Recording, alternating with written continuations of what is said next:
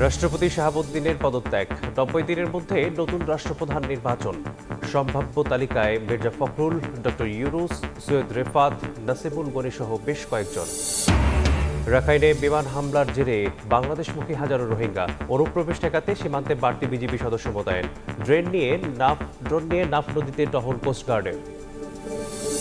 আমি গুলিবিদ্ধ হই নাই, একজন পথচারী গুলিবিদ্ধ হয়েছে। আমাকে জড়া ধরার পর বলতেছে ভাই আমি গুলি খাইছি। রাজধানীর কাফরুলে এলোপাতাড়ি গুলি, সদস্য সচিব প্রাণে বাঁচলেও যুবদল কর্মী নিহত। পথচারী সহ গুলিবিদ্ধ 2, জড়িত সন্দেহে একজন আটক, বাকিদের ধরার চেষ্টার অভিযানে পুলিশ। রাজধানীর পানিতে ক্যান্সারের বিষ, উচ্চমাত্রার পিফাস রাসায়নিকে হুমকিতে জনস্বাস্থ্য। পর্যালোচনা কমিটি গঠনের 8 মাসেও কোনো ব্যবস্থা নেয়নি ওয়াসা। এবং বিদ্যুৎ বিতরণ বেসরকারি খাতে ছাড়লে আরও ব্যয় বাড়বে গ্রাহকের, পকেট ভারী হবে নির্দিষ্ট গোষ্ঠীর, বলছেন জ্বালানি বিশেষজ্ঞ। সরকারি প্রতিষ্ঠানের অনিয়ম বন্ধের তাগিদ।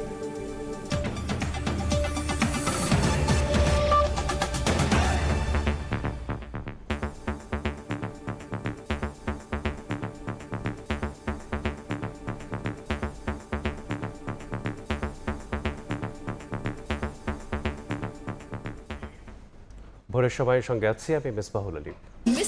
অবশেষে বিদায় নিলেন আলোচিত সমালোচিত রাষ্ট্রপতি মোহাম্মদ শাহাবুদ্দিন।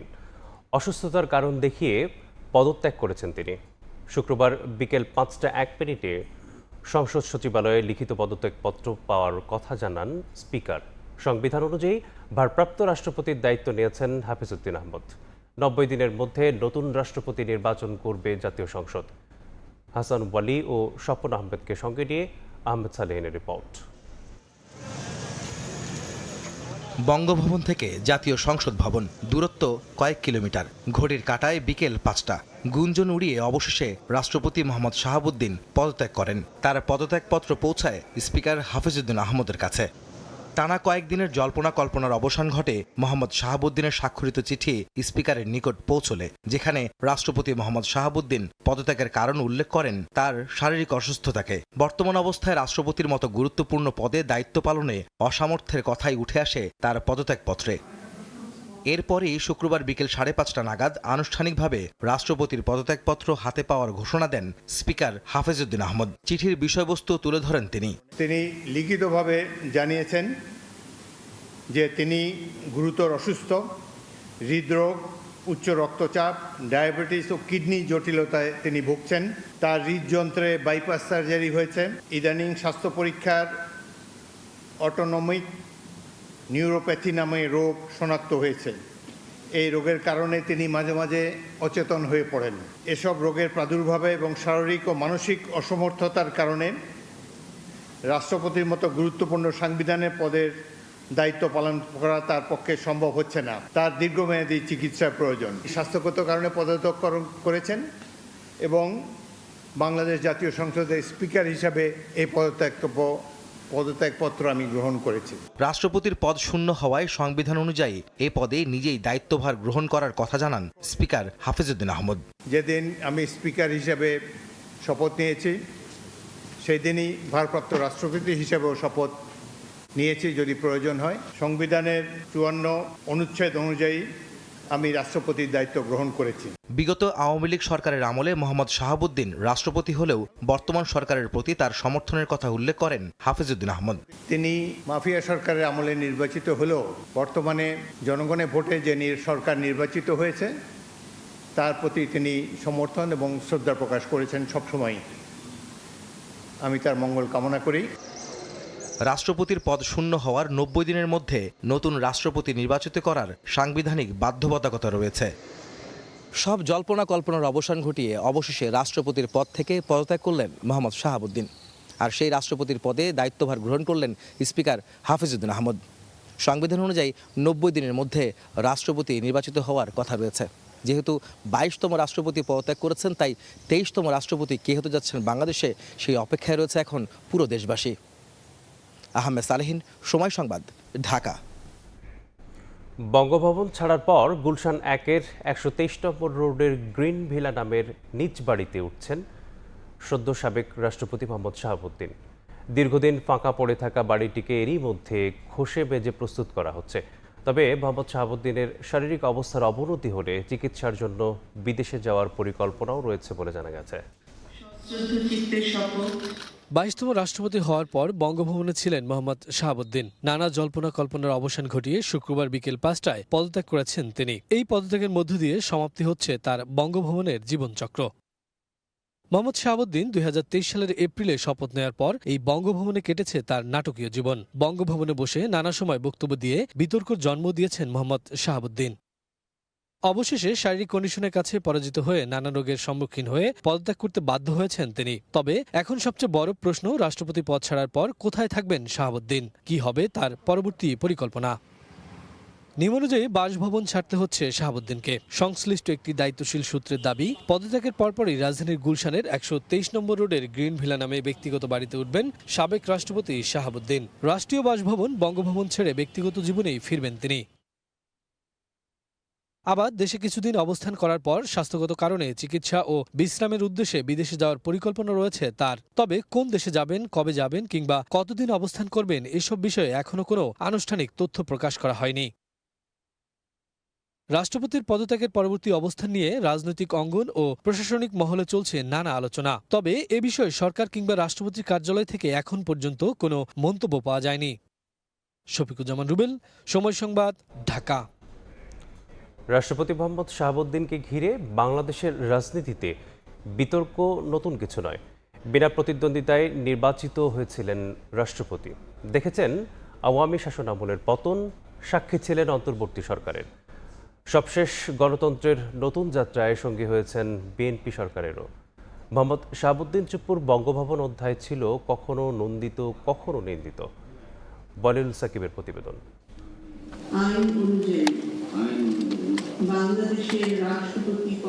রাষ্ট্রপতি মোহাম্মদ শাহাবুদ্দিন বাংলাদেশের রাজনীতিতে কখনো নন্দিত, আবার কখনো নিন্দিত। বিতর্ক যেন তার নিত্যসঙ্গী। 2023 সালের 24 এপ্রিল বিনা প্রতিদ্বন্দ্বিতায় রাষ্ট্রপতি নির্বাচিত হন মোহাম্মদ শাহাবুদ্দিন। গত 3 মাস ধরে মাননীয় প্রধানমন্ত্রীকে সালাম করতে গেলে উনি আমার সালাম নিতেন না।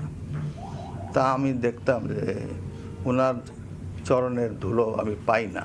কিন্তু সেই সময় যে ওনার মনের মধ্যে রাষ্ট্রপতি হিসাবে আমার নাম গ্রথিত হয়ে গেছে, এবং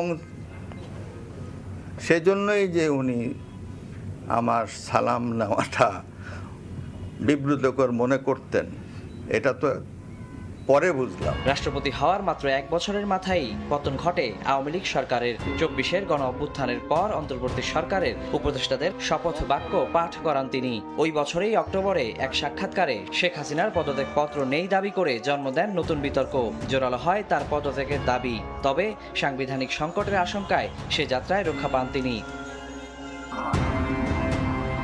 সবশেষ গণতান্ত্রিক নবযাত্রায় 2026-এর নির্বাচনে নির্বাচিত হয় বিএনপি সরকার। যে সরকারও গঠন হয় মোহাম্মদ শাহাবুদ্দিনের কাছে শপথ বাক্য পাঠের মধ্য দিয়ে। এক রাষ্ট্রপতির আমলেই তিনি দেখেছেন 3 সরকার, সাক্ষী হয়েছেন 2টি সরকারের। তবে পূর্ণ মেয়াদ শেষ হলো না মোহাম্মদ শাহাবুদ্দিনের, অবসান হলো বৈচিত্র্যপূর্ণ এক অধ্যায়ের।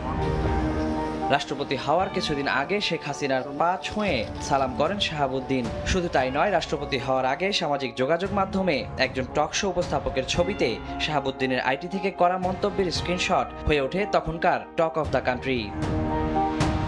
1949 সালে পাবনার জুবিলি ট্যাঙ্ক পাড়ায় জন্মগ্রহণ করেন মোহাম্মদ শাহাবুদ্দিন। 1971 সালে সক্রিয়ভাবে অংশ নেন মুক্তিযুদ্ধেও। 2001-এ আওয়ামী লীগ গঠিত তদন্ত কমিশনের প্রধান ছিলেন। সুপ্রিম কোর্টের আইনজীবী থাকা অবস্থাতেই দুর্নীতি দমন কমিশনের কমিশনার হিসেবে নিয়োগ পান। ওই সময়ে বিএনপির প্রয়াত চেয়ারপারসন বেগম খালেদা জিয়ার বিরুদ্ধে দুর্নীতির মামলা সাজানোর অন্যতম কুশীলব ছিলেন তিনি। রাষ্ট্রপতি মোহাম্মদ শাহাবুদ্দিনের নাম হয়তো ভবিষ্যতে শুধু সাংবিধানিক দায়িত্ব পালনের জন্য নয়, বরং ধারাবাহিক বিতর্কের জন্য স্মরণীয় হয়ে থাকবে। ওয়ালিউল সাকিব, সময় সংবাদ। মোহাম্মদ শাহাবুদ্দিনের পদত্যাগের পর দেশ জুড়ে আলোচনায় কে হতে যাচ্ছেন পরবর্তী রাষ্ট্রপতি। সবচেয়ে বেশি যার নাম উচ্চারিত হচ্ছে তিনি বর্ষিয়ান রাজনীতিবিদ বিএনপির মহাসচিব মির্জা ফখরুল ইসলাম আলমগীর। আলোচনায় আছেন অন্তর্বর্তী সরকারের সাবেক প্রধান উপদেষ্টা ডক্টর মোহাম্মদ ইউনূসের নামও।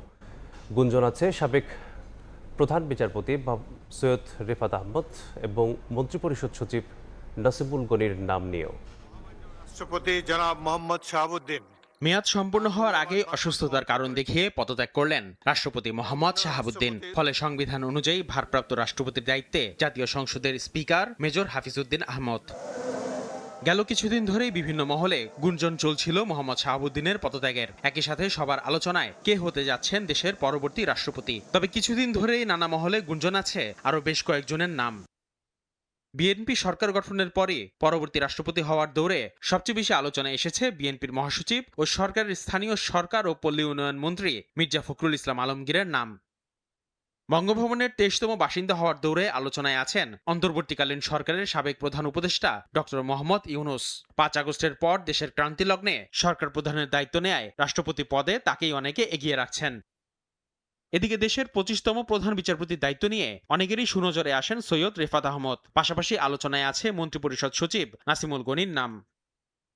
বিএনপির বর্ষিয়ান নেতাদের মধ্যে মির্জা ফখরুলের নাম এগিয়ে থাকলেও আলোচনায় আছেন খন্দকার মোশাররফ হোসেন, ডক্টর মঈন খান ও নজরুল ইসলাম খানও।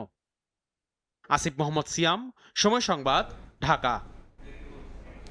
ভারপ্রাপ্ত রাষ্ট্রপতি হিসেবে দায়িত্ব নেয় জাতীয় সংসদের স্পিকার হাফিজউদ্দিন আহমদকে ফুলেল শুভেচ্ছা জানিয়েছেন ডেপুটি স্পিকার ও চিফ হুইপ। এর আগে রাষ্ট্রপতি মোহাম্মদ শাহাবুদ্দিন পদত্যাগ করলে সংবিধান অনুযায়ী রাষ্ট্রপতির দায়িত্বভার গ্রহণ করেন স্পিকার হাফিজউদ্দিন আহমদ। দায়িত্ব গ্রহণের পর সংসদ ভবনে তাকে ফুল দিয়ে শুভেচ্ছা জানান deputy speaker barrister Kaisar Kamal, chief whip Mohammad Nurul Islam, attorney general Ruhul Quddus Kajol. এদিকে স্পিকারের অনুপস্থিতিতে ভারপ্রাপ্ত স্পিকারের দায়িত্ব পালন করবেন deputy speaker barrister Kaisar Kamal.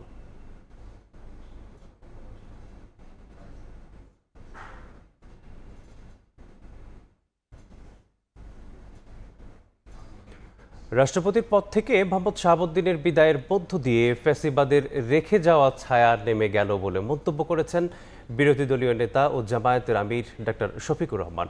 রাজধানীর মিন্টো রোডে তাৎক্ষণিক প্রতিক্রিয়ায় এ মন্তব্য করেন তিনি। বাংলাদেশের সদ্য সাবেক রাষ্ট্রপতি তিনি তার দায়িত্ব থেকে পদত্যাগ করেছেন। দেরিতে হলেও জাতির ঘাট থেকে স্বৈরাচারের একটা কালো ছায়া সরে গেল। তিনি কি কারণে পদত্যাগ করেছেন এই বিষয়ে আমাদের কোনো আগ্রহ নাই, কারণ আমরা আগে থেকেই বিবেচনায় নিয়েছি যে তিনি প্রেসিডেন্ট পদে থাকার আর যোগ্য নন, তিনি তার যোগ্যতা হারিয়েছেন। সদ্য সাবেক রাষ্ট্রপতি মোহাম্মদ শাহাবুদ্দিনকে গ্রেপ্তার করে বিচারের আওতায় আনার দাবি জানিয়েছেন এনসিপির সদস্য সচিব আক্তার হোসেন। শুক্রবার রাতে বাংলা মোটরের সংবাদ সম্মেলনে তিনি আরও বলেন, যদি তিনি ছাড় পেয়ে যান তাহলে বর্তমান সরকারের প্রতি দেশের মানুষের আস্থা থাকবে না।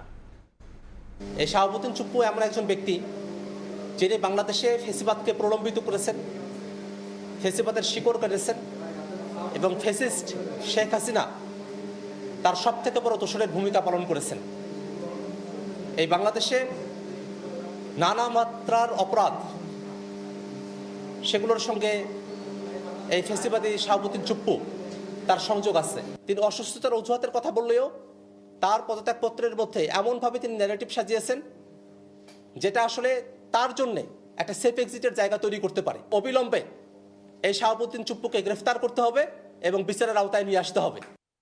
মিয়ানমারের রাখাইনে নতুন করে সংঘাতে সীমান্তে বাড়ছে উদ্বেগ। বিমান হামলা ও যুদ্ধ পরিস্থিতিতে সীমান্তমুখী রোহিঙ্গারা অনুপ্রবেশ ঠেকাতে সর্বোচ্চ সতর্ক অবস্থানে রয়েছে বিজিবি ও কোস্টগার্ড। সংশ্লিষ্টরা বলছেন, বাংলাদেশে আশ্রয় নেয়া রোহিঙ্গাদের চাপ সামলানোই এখন বড় চ্যালেঞ্জ। মোহাম্মদ ফারুজের ক্যামেরায় বিস্তারিত জানাচ্ছেন সুজাউদ্দিন রুবেল। মিয়ানমারের রাখাইন রাজ্যে অস্থিরতা যেন কাটছেই না। সেখানে নতুন করে বিমান হামলা ও সংঘাতের তীব্রতা বেড়েছে। এর প্রভাব পড়ছে সীমান্তবর্তী এলাকাগুলোতে। নিরাপদ আশ্রয়ের আশায় আবারও বাংলাদেশমুখী হওয়ার চেষ্টা করছে রোহিঙ্গারা। সচেতন মহলের দাবি, সীমান্তে কার্যকর নিরাপত্তা নিশ্চিত করা না গেলে অনুপ্রবেশ ঠেকানো সম্ভব হবে না। কাঁটাতারের বেড়া নির্মাণ এবং কঠোর নিরাপত্তা ব্যবস্থায় হতে পারে এর কার্যকর সমাধান। সংঘর্ষ হলেও আসতেছে, না হলেও আসতেছে। এরা রাতের অন্ধকারে কোনো একটা জায়গা দিয়ে, যে বান্দরবন লামাতানসি দিয়ে ওরা আসতেছে। অনুপ্রবেশ ঠেকানোর একমাত্র উপায় সেটা হচ্ছে যে কি কাঁটাতারের বেড়া এবং সীমান্তে কঠোর নিরাপত্তা অবলম্বন করা, যেটা এখন হচ্ছে না। বাংলাদেশে আশ্রয় নেওয়া 12 লাখের বেশি রোহিঙ্গার চাপের মধ্যে নতুন করে কাউকে আশ্রয় দেওয়ার সক্ষমতা নেই, জানিয়েছে শরণার্থী ত্রাণ ও প্রত্যাবাসন কমিশন। এখন যুদ্ধ পরিস্থিতিতে বাকি রোহিঙ্গারও মানে সীমানার দিকে আসতেছে আমরা শুনতে পাচ্ছি, বাট নিশ্চয়ই আমাদের বিজিবি দায়িত্ব পালন করবে যাতে রোহিঙ্গারা আসতে না পারে। রোহিঙ্গাদের এটা বোঝা উচিত, তারা যদি তাদের মাতৃভূমি এভাবে শূন্য করে চলে আসে তাহলে তাদের প্রত্যাবাসন প্রক্রিয়াটা আরও জটিলতর হবে। তাদের কমিউনিটি লিডারদেরকে আমরা অনুরোধ করেছি যে তোমরা তোমাদের জনগণ যারা ওই পারে রয়েছে, কমিউনিটির লোকজন রয়েছে, তাদেরকে বুঝাও যে তারা যাতে তাদের মাতৃভূমি মানে না ছাড়ে।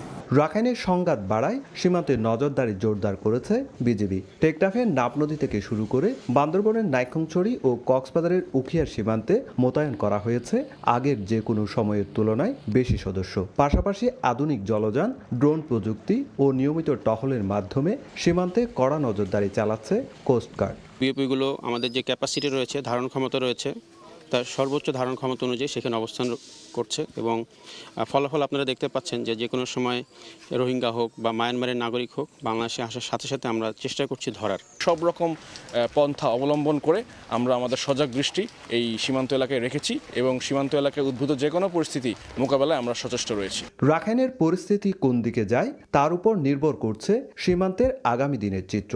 তবে নতুন করে রোহিঙ্গা দল ঠেকাতে সর্বোচ্চ সতর্ক থাকার কথা জানিয়েছে আইনশৃঙ্খলা রক্ষাকারী বাহিনী। সুজাউদ্দিন রুবেল, সময় সংবাদ, কক্সবাজার। কর্মীদের নিয়ে স্কুল গেইটে আড্ডা দিচ্ছিলেন কাফরুল থানা যুবদলের সদস্য সচিব। হঠাৎ করেই গুলি ছুটতে থাকে দুর্বৃত্তরা। সদস্য সচিব প্রাণে বেঁচে গেলেও নিহত হন এক যুবদল কর্মী। গুলিবিদ্ধ হন আরও 2 জন। রাজধানীর মিরপুর 13 নম্বরে এই ঘটনায় জড়িত সন্দেহে একজনকে আটক করে পুলিশে দিয়েছেন এলাকাবাসী। বাকিদের ধরতে চলছে অভিযান। আমার দিকে তাক করে 2 রাউন্ড গুলি করে। আল্লাহ আমাকে হেফাজত করছে, আমি গুলিবিদ্ধ হই নাই। একজন পথচারী গুলিবিদ্ধ হয়েছে। তখন আমার সাথে আরেকজন সহযোদ্ধা মামুন, ও আবার দোকান থেকে যে টুল, ছোট একটা টুল নিয়ে আমাকে যখন 3য় রাউন্ড গুলি করার প্রস্তুতি নিচ্ছে তখন মামুন আবার টুলটা থ্রো করছে। সন্ত্রাসীদের গুলিতে অল্পের জন্য প্রাণে বেঁচে যাওয়ার বর্ণনা দিচ্ছিলেন কাফরুল থানা যুবদলের সদস্য সচিব হাফিজুল ইসলাম বাবু।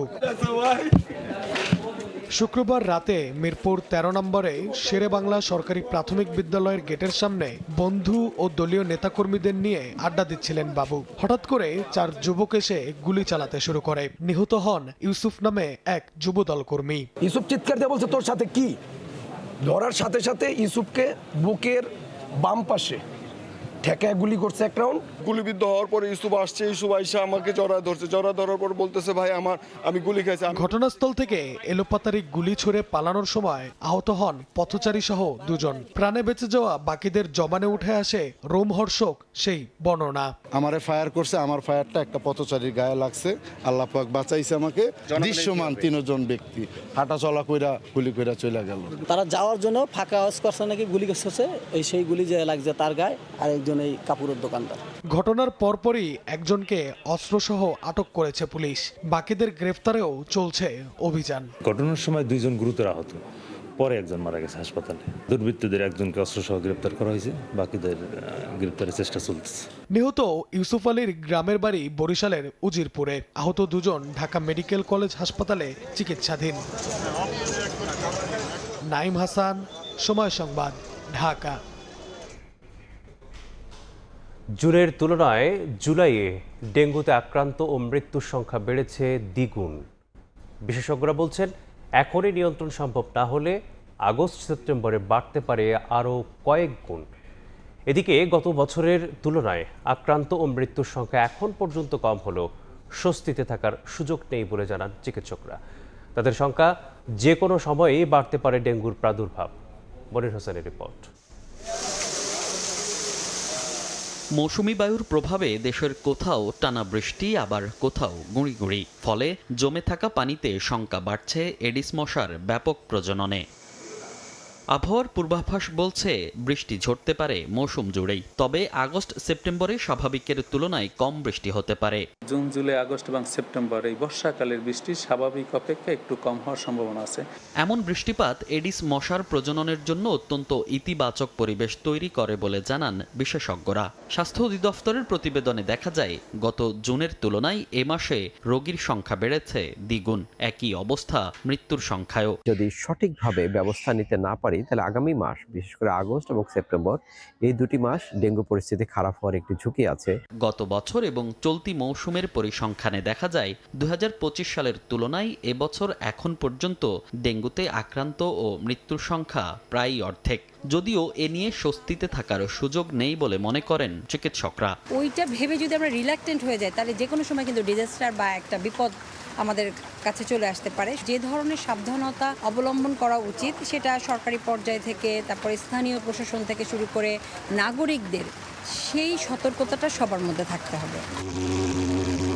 ডেঙ্গু আক্রান্তদের চিকিৎসার প্রস্তুতির পাশাপাশি রাষ্ট্রীয় উদ্যোগে রাজধানী সহ সারা দেশে মশক নিধনে দ্রুত ও কার্যকর পদক্ষেপ জরুরি ভিত্তিতে বাস্তবায়নের পরামর্শ বিশেষজ্ঞদের। মনির হোসাইন, সময় সংবাদ, ঢাকা। প্রতিদিন যে পানি পান করছেন, রান্নায় ব্যবহার করছেন কিংবা শিশুদের খাবার তৈরি করছেন, সেই পানি কতটা নিরাপদ?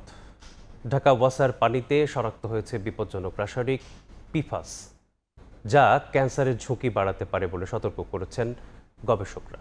2024 ও 2025 সালে আলাদা দুইটি গবেষণাতেই পিফাস ধরা পড়লে কমিটি গঠন করে ওয়াসা, কিন্তু 8 মাসেও নেয়নি কোনো ব্যবস্থা। আব্দুল লতিফের ছবিতে আবু সাইদ নিশানের বিশেষ প্রতিবেদন।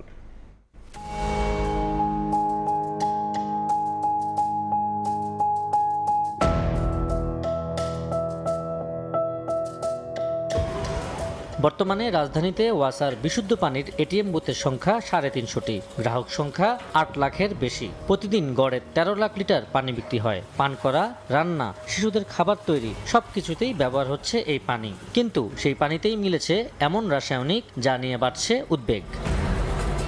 শেরেবাংলা কৃষি বিশ্ববিদ্যালয় ও সুইডেনের উমেয়া বিশ্ববিদ্যালয়ের যৌথ গবেষণায় ঢাকার ওয়াসার বিভিন্ন জোন থেকে সংগ্রহ করা পানির নমুনায় শনাক্ত হয়েছে পিফাস, বিভিন্ন কীটনাশকের অবশিষ্টাংশ এবং ওষুধজাত রাসায়নিক। অথচ জানেন না নগরবাসী।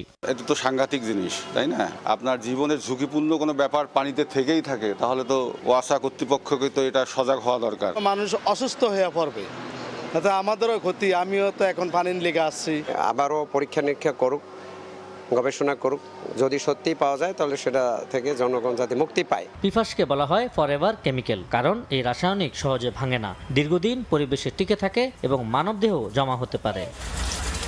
এর আগে এসডো ও আইপেনের গবেষণায়ও ঢাকার ওয়াসার কলের পানিতে উচ্চমাত্রার পিফাসের উপস্থিতি পাওয়া যায়। ওই গবেষণার নমুনা যুক্তরাষ্ট্রের ব্রাউন ইউনিভার্সিটি সহ আন্তর্জাতিক গবেষণাগারে বিশ্লেষণ করা হয়। কিছু নমুনায় পিএফওএ ও পিএফওএস এর মতো উচ্চ ঝুঁকির পিফাস এবং আন্তর্জাতিকভাবে নিষিদ্ধ কিছু পিফাসও শনাক্ত হয়। ফরএভার কেমিক্যাল হিসেবে ডিক্লেয়ার করেছেন, তার কারণ এই কেমিক্যালের নিঃশেষ নাই। দুটো প্রতিষ্ঠান করেছি, তা না জাহাঙ্গীরনগর ইউনিভার্সিটিতেও এটা নিয়ে গবেষণা হয়েছে, তারাও কিন্তু পেয়েছে। তার মানে এটা আছে, তাহলে এটা সোর্সটা আইডেন্টিফাই করতে হবে এবং দরকার হলে আরও ইনডেপথ স্টাডি করতে হবে। 24 আজকে 26 সালে এসেও আমরা দেখছি না যে তেমন কোনো উদ্যোগ সরকারের পক্ষ থেকে বা ওয়াসার পক্ষ থেকে নেওয়া হয়েছে। বিশেষজ্ঞরা বলছেন, দীর্ঘদিন এ ধরনের রাসায়নিকের সংস্পর্শে থাকলে লিভার ও কিডনির ক্ষতি, হরমোনের ভারসাম্যহীনতা, রোগ প্রতিরোধ ক্ষমতা দুর্বল হওয়া সহ নানা স্বাস্থ্য ঝুঁকি তৈরি হতে পারে। কিছু পিফাস দীর্ঘমেয়াদে ক্যান্সারের ঝুঁকিও বাড়াতে পারে। মানবদেহে জমতে থাকে, শরীরে যদি আসতে থাকে, এটা অনিবার্যভাবে একটা স্লো পয়জন, ধীরে ধীরে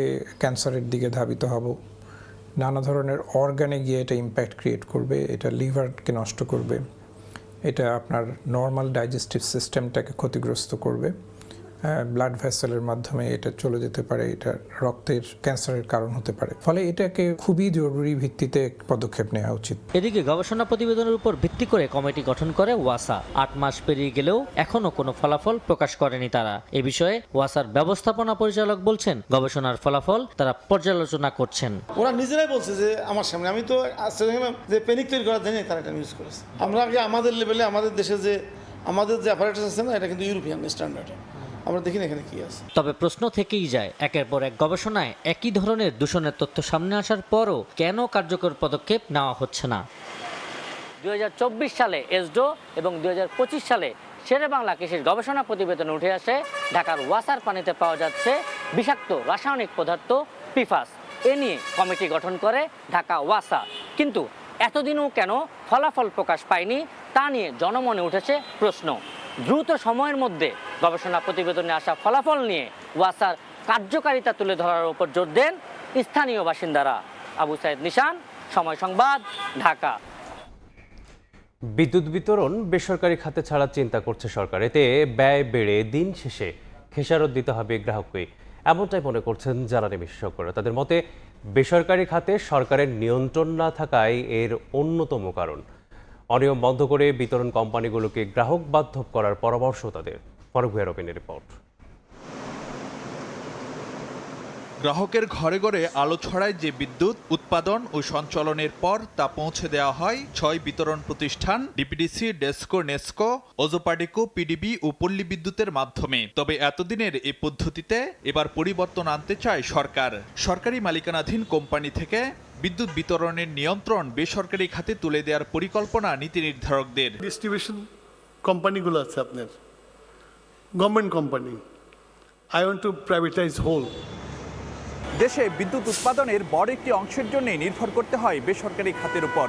বর্তমানে বিদ্যুৎ খাতের নানা সংকট আর ব্যয় বৃদ্ধির অন্যতম কারণ মনে করা হয় এই অতিমাত্রায় বেসরকারি খাত নির্ভরতাকে। এখন বিদ্যুৎ বিতরণ ব্যবস্থাপনাকেও যদি বেসরকারি খাতের হাতে ছেড়ে দেওয়া হয়, তাহলে এর সম্ভাব্য প্রভাব কি দাঁড়াবে তা নিয়ে উঠছে নানা প্রশ্ন। বিদ্যুৎ উৎপাদনে বেসরকারি সম্পৃক্ততা বাড়ার পর অনেকাংশেই অলিগার্ক শ্রেণীর হাতে জিম্মি এ খাত। বিদ্যুতের উৎপাদন ব্যয় ও ক্যাপাসিটি চার্জ নিয়ে বিতর্ক, এলপি গ্যাসের বাজারে নৈরাজ্য সহ নানা উদাহরণ প্রমাণ করে বেসরকারি খাত নিয়ন্ত্রণে দায়িত্বশীল সংস্থাগুলোর ব্যর্থতা। বিশেষজ্ঞরা বলছেন, বিদ্যুৎ বিতরণ ব্যবস্থাও ব্যক্তি মালিকানায় গেলে পকেট ভারী হবে নির্দিষ্ট গোষ্ঠীর। ধনীদেরকে আরো ধনী করতে হবে, আমাদেরকে মারতে হবে, জনগণকে মারতে হবে। সেই জন্য এইসব স্লোগান। ব্যক্তি খাতে দেওয়ার ফলে কিন্তু আমাদের বিদ্যুৎ উৎপাদন হিসাবের চেয়ে বেশি ট্যারিফ নির্ধারণ করতে হচ্ছে, কারণ রাষ্ট্রটা ওদের নিয়ন্ত্রণে। আবার বিতরণ খাত যদি এটাতে দেই, বিতরণ খাতে ট্যারিফ যেটা নির্ধারণ হবে সেই ধরাটা যদি 5 টাকা হয়, সেখানে তারা ধরবে এটা 60 টাকা। অর্থাৎ উৎপাদন ব্যয় একবার লাভ দিল, আবার বিতরণ ব্যয় আরেকবার লাভ দিবে। প্রথম কথা হলো যে বাংলাদেশে ডিস্ট্রিবিউশন চালানোর মতো কোনো প্রাইভেট সেক্টর নাই। 2 নম্বর, প্রাইভেট সেক্টর পাবলিক ইন্টারেস্ট রাখতে পারবে কিনা এবং সরকারের তার উপরে কন্ট্রোল থাকবে কিনা, এটাও আমরা নিশ্চিত না। বাংলাদেশে কোনো প্রাইভেট সেক্টরের উপরে কোনো রেগুলেটরি কোনো কন্ট্রোল দেখতে পাচ্ছি আমরা? এলপিজি যে প্রাইস ডিক্লেয়ার করে সেই প্রাইসে মার্কেটে পাওয়া যায়। তবে সরকারি বিতরণ প্রতিষ্ঠানগুলোর বিরুদ্ধেও আছে দুর্নীতি, অব্যবস্থাপনা, গ্রাহক হয়রানির নানা অভিযোগ। কিন্তু তার জন্য বেসরকারি খাত কোনোভাবেই উপযুক্ত বিকল্প নয় বলে মত বিশেষজ্ঞদের। There will be no change in private sector, absolutely no. বাংলাদেশে প্রাইভেট সেক্টর যে খুব সৎ, খুব এফিশিয়েন্ট, এটা বলা যাবে না। বাংলাদেশে করাপশনের যে জেনারেল ট্রেন্ড সরকারি, আধা সরকারি সব জায়গায় আছে, প্রাইভেট সেক্টরও আছে। Private sector is equally corrupt. সরকারি খাতের এটা কিন্তু খাতের দোষ নাই, খাতের নিয়ন্ত্রণ যারা করে তাদের দোষ। করাপশন তো এখনও ওনারা বন্ধ করতে পারে। করাপশন ওনারা বন্ধ করে না কেন?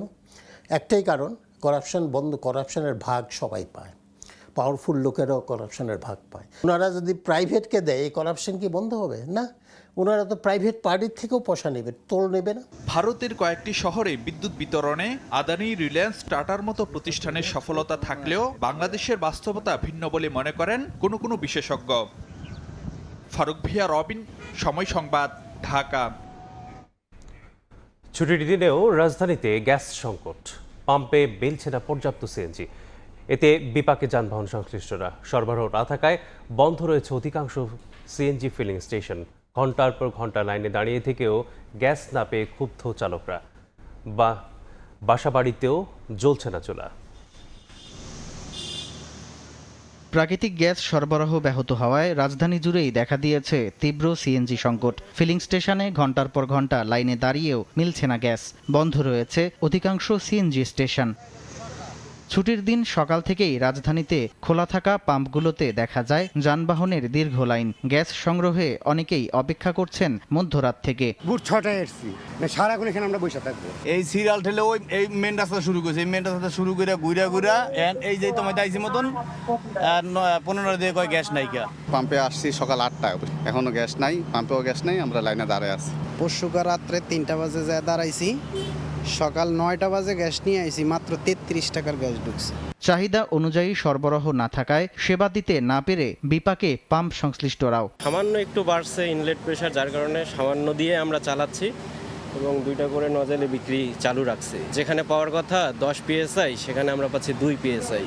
এই 2 PSI দিয়ে আমাদের মেশিন রানিং হচ্ছে, হলেই চালু করে দিচ্ছি। আমরা কোনো মানে স্টোরেজে জমা রাখারও কোনো উপায় নাই। একই অবস্থা গৃহস্থালির কাজেও। মোহাম্মদপুর, ধানমন্ডি, কলাবাগান, কাঁঠালবাগান সহ রাজধানীর বিভিন্ন এলাকায় গ্যাস না পাওয়ায় ভোগান্তিতে আছেন আবাসিক গ্রাহকরাও। জাতীয় গ্রিডের কারিগরি ত্রুটি দ্রুত সারিয়ে সংকট মোকাবেলার আশ্বাস জ্বালানি ও খনিজ সম্পদ বিভাগের। সিএনজি সংকটে এভাবেই বন্ধ পড়ে রয়েছে অধিকাংশ ফিলিং স্টেশন। এতে যেমন ভোগান্তিতে রয়েছেন গ্রাহক, ঠিক তেমনি বিপাকে পড়েছেন ব্যবসায়ীরাও। এ খাত সংশ্লিষ্ট সকলের প্রত্যাশা এ সংকট নিরসনে দ্রুত পদক্ষেপ নেবে সরকার। সামদানি প্রত্যয়, সময় সংবাদ, ঢাকা। বুলেট ট্রেন চালুর মাধ্যমে ঢাকা চট্টগ্রামের দূরত্ব মাত্র 1.5 ঘন্টায় নামিয়ে আনার পাশাপাশি চট্টগ্রাম কক্সবাজার রুটে সড়ক পথের ভোগান্তি কমাবে এক্সপ্রেসওয়ে। তার সঙ্গে যুক্ত হচ্ছে 500 মিলিয়ন মার্কিন ডলারের আনোয়ারায় চায়না ইকোনমিক জোন। চীনের সম্ভাব্য অর্থায়নে এই 3টি মেগা প্রকল্পই অর্থনৈতিকভাবে ঘুরে দাঁড়ানোর স্বপ্ন দেখছেন চট্টগ্রামের ব্যবসায়ীরা। এমনকি বুলেট ট্রেন সহ প্রকল্পগুলো এগিয়ে নিতে চীনের রাষ্ট্রদূতের কাছে চিঠিও দিয়েছেন চট্টগ্রাম চেম্বার অব কমার্স। শাখাত ত্রিপুর ক্যামেরায় আরও থাকছে কমলদের রিপোর্টে।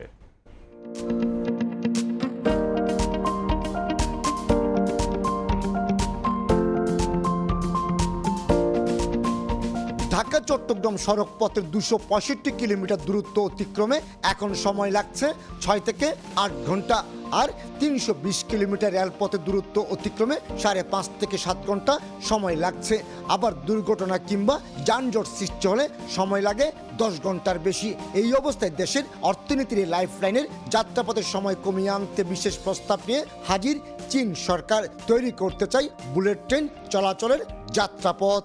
Dhaka Chittagong connectivity has to be gone down to the 1.5 hours to 2 hours maximum. বিশ্বের যে কোনো উন্নত সিটির মতো। এবং ঢাকা থেকে চিটাগং পর্যন্ত যেতে যতগুলি নদীর পাড়ে যতগুলি জায়গা আছে প্রত্যেকটাতে ইন্ডাস্ট্রি হতে হবে ইনশাআল্লাহ। Then Bangladesh should be a jubilant country in the world. শুধু ঢাকা চট্টগ্রাম রুটে বুলেট ট্রেন চলাচলে চীন আগ্রহী তা কিন্তু নয়। বিড়ম্বনার যাত্রাপথ হিসেবে পরিচিত চট্টগ্রাম কক্সবাজার রুটে এক্সপ্রেসওয়ে স্থাপনের মাধ্যমে নতুন মাত্রার গতি আনতে আগ্রহী তারা। সরকার যদি এগুলো করাইতে পারে আমার মনে হয় চট্টগ্রামের জন্য এটা ভালো একটা দিক হবে, কারণ চট্টগ্রাম যোগাযোগের ক্ষেত্রে ঢাকার সাথে এবং অন্যান্য জায়গার সাথে একটু পিছিয়ে আছে। আমরা ঢাকা চট্টগ্রাম যে 4 লাইনটা হয়েছে এটা পর্যাপ্ত না। এখানে ভালোভাবে আমরা এখনও ঢাকা যেতে এখনও 5-6 ঘন্টা সময় লেগে যাচ্ছে। আর চট্টগ্রাম কক্সবাজারের যোগাযোগ ব্যবস্থাটা খুবই খারাপ। এমনকি দক্ষিণ চট্টগ্রামের আনোয়ারায় 730 একর জায়গার উপর তৈরি হবে চায়না ইকোনমিক জোন, যেখানে বিনিয়োগ হবে অন্তত 500 মিলিয়ন মার্কিন ডলার। শিল্প কারখানা স্থাপনের মাধ্যমে যেমন অর্থনৈতিক অগ্রগতি হবে, তেমনি কর্মসংস্থান হবে হাজার হাজার শ্রমিকের। ঢাকায় কিন্তু আপনার জাপানিজ ইপিজেড করা হয়েছে, তো এরকম যদি চট্টগ্রামে আনোয়ারাতে 730 একরে যেটা প্রপোজ করা হয়েছে সেখানে যদি একটা চাইনিজ ইকোনমিক জোন করা হয়, এখানে কিন্তু শুধু খালি চট্টগ্রামবাসী না পুরো দেশ উপকৃত হবে। এদিকে ঢাকা চট্টগ্রাম রুটে দ্রুতগতির বুলেট ট্রেন চালু, চট্টগ্রাম কক্সবাজার রুটে এক্সপ্রেসওয়ে স্থাপনের পাশাপাশি চট্টগ্রামের আঞ্চলিক লজিস্টিক ও বিনিয়োগ হাব হিসেবে গড়ে তোলার আহ্বান জানিয়ে চীনা রাষ্ট্রদূতকে চিঠি দিয়েছে Chattogram chamber of commerce. China would be having a straight road to the Myanmar দিয়ে চিটাগং আসবে। লজিস্টিক্সের জন্য চিটাগং হবে একটা হাব। এটা 300 কিলোমিটার এদিকে যাবে, 300 কিলোমিটার এদিকে, 300 কিলোমিটার উত্তর দক্ষিণ সব দিকে 300 কিলোমিটার করে আপনি ইউজ করতে পারবেন। জিওপলিটিক্যাল এই সিচুয়েশনে, আজকের এই সিচুয়েশনে এই রোডটা is more important than anything else. আগামী 2031 সালের মধ্যে চায়না ইকোনমিক জোন পুরোদমে উৎপাদন যাওয়ার লক্ষ্যমাত্রা নির্ধারণ করা হয়েছে। একই সঙ্গে বুলেট ট্রেনে ঢাকা চট্টগ্রামের দূরত্ব কমে আসবে 1 থেকে 1.5 ঘন্টায়, আর এক্সপ্রেসওয়ের মাধ্যমে প্রতিদিনই একাধিকবার আসা যাওয়া করা যাবে চট্টগ্রাম কক্সবাজার রুটে।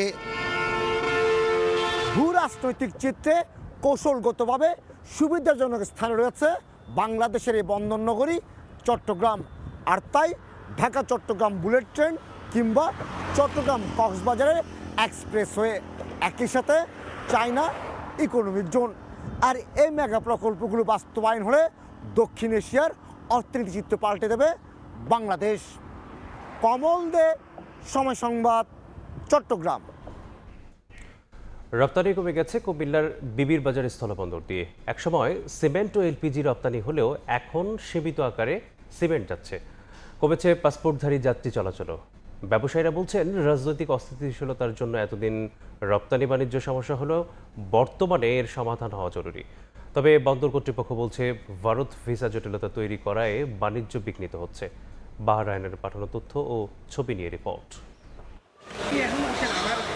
কুমিল্লার বেবির বাজার স্থলবন্দর দিয়ে ভারতে 22টি পণ্য রপ্তানির অনুমতি রয়েছে। তবে রপ্তানি হতো শুধু সিমেন্ট ও এলপিজি।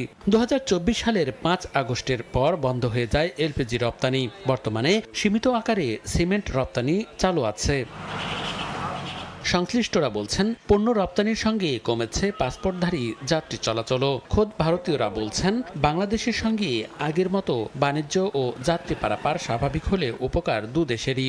আর ব্যবসায়ীরা বলছেন রাজনৈতিক অস্থিতিশীলতার জন্য এতদিন রপ্তানি বাণিজ্যে সমস্যা হলেও বর্তমানে এর সমাধান হওয়া জরুরি। আমরা ত্রিপুরার যারা আছি আমরা তো বাংলাদেশে সবসময় ঘুরতে আসি। একটা দেশে বৈদেশিক সম্পর্ক ব্যবসায় যখন রূপান্তরিত হয় তখন দুই দেশের জন্যই ভালো। ইন্ডিয়ান সাধারণ জনগণের ডিমান্ড আছে, কিন্তু গভর্নমেন্ট তারা আর কি এলসি কম খুলতেছে। তবে বন্দর কর্তৃপক্ষ বলছে ভারত ভিসা জটিলতা তৈরি করায় বাণিজ্য বিঘ্নিত হচ্ছে। ভিসা প্রক্রিয়া স্বাভাবিক হলে আবারও রপ্তানি বৃদ্ধির পাশাপাশি বন্দরের রাজস্ব আয় বাড়বে। আমদানির ক্ষেত্রে ভিসা যদি সহজীকরণ হয়, স্থানীয় ব্যবসায়ীরা মার্কেট এক্সপ্লোর করতে পারবে। এখানে যে স্থানীয় মেডিকেল কলেজগুলি আছে, এখানে ভারতীয় স্টুডেন্টরা পড়ছে এবং যাত্রী গমনাগমন যথেষ্ট ভালো আছে। সেই ক্ষেত্রে আমরা রাজস্বের ক্ষেত্রে বেনিফিটেড হচ্ছি। বন্দর কর্তৃপক্ষের তথ্য মতে 2025-26 অর্থ বছরে বিবির বাজার স্থলবন্দর দিয়ে 74,215 মেট্রিক টন পণ্য রপ্তানি হয়েছে আর আমদানি হয়েছে 1,724 মেট্রিক টন। সময় সংবাদ, কুমিল্লা। পতনের মধ্য দিয়ে শেষ হলো ঢাকার পুঁজিবাজারের সাপ্তাহিক লেনদেন। কমেছে দৈনিক লেনদেন ও বাজার মূলধন। প্রধান সূচক হারিয়েছে পয়েন্ট। দাম বৃদ্ধির শীর্ষ 10 কোম্পানির তালিকায় ফিরেছে বাজে কোম্পানির দাপট। 21 ক্যাটাগরির মধ্যে গড় লেনদেন কমেছে 18তেই। আগের সপ্তাহের পতনের ধারাবাহিকতায় গেল সপ্তাহের প্রথম কার্যদিবস শেষ করে ঢাকার পুঁজিবাজার। পরদিন আরেক দফা দৈনিক লেনদেন কমে নামে 963 কোটি 53 লাখ টাকায়। এরপর টানা 2 কার্যদিবস উত্থানের জানান দিয়ে বুধবার পার হয় 1200 কোটির গণ্ডি। শেষ কার্যদিবসে বড় পতনের মুখে নামে 938 কোটি 88 লাখ টাকায়। দৈনিক গড় লেনদেন কমার ওই সপ্তাহে প্রধান সূচক ডিএসই এক্স হারায় 96 পয়েন্ট। বাজার মূলধন কমে নামে 7,01,271 কোটি টাকায়। খাতভিত্তিক দৈনিক গড় লেনদেনেও ফুটে উঠেছে বেহাল দশা। 100 কোটির বেশি লেনদেন হয়েছে 2 খাতে। সর্বোচ্চ লেনদেন টেক্সটাইলে 187 কোটি 76 লাখ। আর এরপর ঔষধ ও রাসায়নিক খাতে 145 কোটি 43 লাখ টাকা। বড় ব্যবধানে পতনের মুখে পড়েছে প্রকৌশল ও ব্যাংক। 21 খাতের মধ্যে 18টিতেই কমেছে লেনদেন।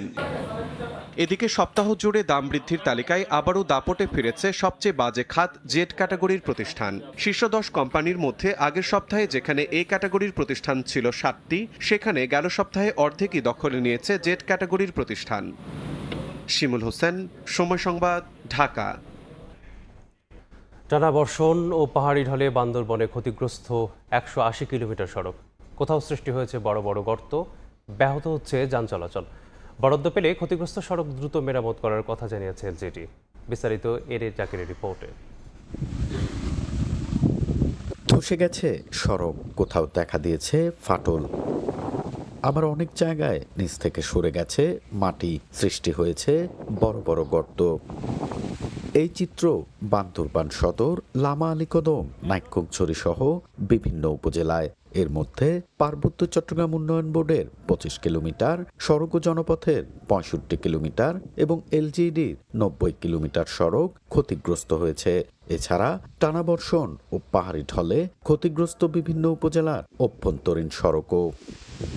বিভিন্ন গুরুত্বপূর্ণ সড়কে ঝুঁকি নিয়ে চলাচল করছে যানবাহন। নিত্য প্রয়োজনীয় পণ্য পরিবহন, রোগী হাসপাতালে নেওয়া এবং শিক্ষার্থীদের স্কুল কলেজে যাতায়াতেও দেখা দিয়েছে চরম দুর্ভোগ। কোথাও জরুরি ভিত্তিতে অস্থায়ীভাবে সড়ক মেরামত করা হলেও কাটেনি ভোগান্তি। অনেক জায়গায় এই রাস্তা পুরা বেহাল অবস্থা হয়ে গেছে, গাড়ি ঘোড়া ঢুকতে পারতেছে না, এখন আমরা চলাফেরা করতে পারতেছি না, রাস্তা ভেঙে গেছে, আমাদের যাতায়াত করতে কষ্ট হয়। ইতিমধ্যে সড়কের ক্ষয়ক্ষতির প্রাথমিক হিসাব সম্পন্ন করে ঊর্ধ্বতন কর্তৃপক্ষকে পাঠানো হয়েছে। বরাদ্দ পেলে দ্রুত ক্ষতিগ্রস্ত সড়ক মেরামত করার আশ্বাস এলজিডির কর্মকর্তার। বরাদ্দ পেলে তারপর আমরা মেইনটেনেন্সের কাজ শুরু করব।